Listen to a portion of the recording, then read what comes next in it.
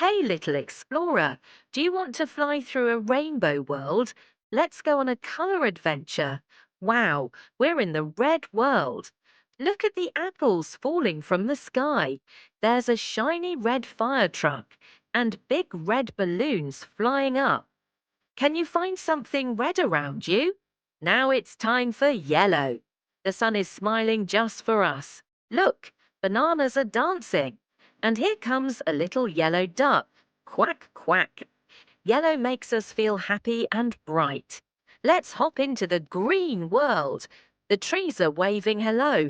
Look at those frogs jumping on lily pads. Peas are bouncing all around. Green means go, and it's full of life. Now we're in the blue world. The sky is calm and the clouds are soft. A big blue whale is swimming in the sea. Blue is cool and so peaceful. Let's visit the magical purple world. Grapes are dancing in a circle.